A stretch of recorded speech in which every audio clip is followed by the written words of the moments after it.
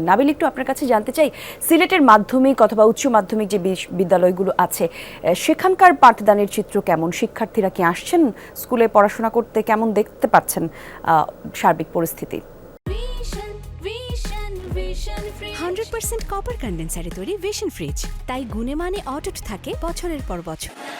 স্কুলের পাশাপাশি আসলে আমরা সিলেটের যে কলেজগুলো সেখানেও আমরা গিয়েছি এবং সেখানে খবর নেওয়ার চেষ্টা করেছি।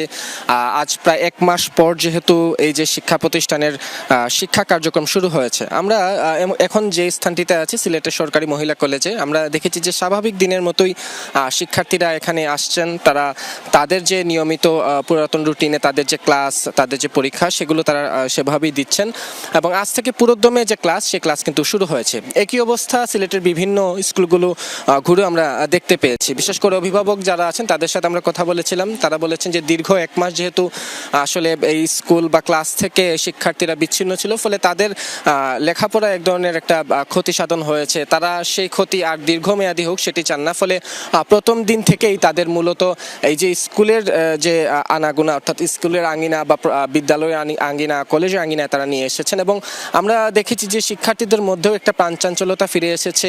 দীর্ঘদিন পর সহপাঠীদের সাথে দেখা হয়েছে। অনেকে আসলে এই সংঘর্ষ, এই সংঘাতের সময় নিরাপদ আশ্রয় হয়তো বাড়িতে চলে গিয়েছিলেন, তারা আবার শহরে ফিরেছেন।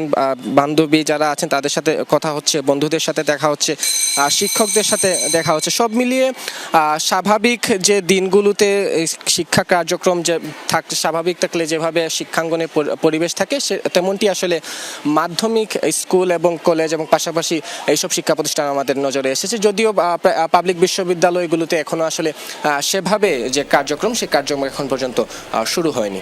কলি, ধন্যবাদ নাবিল।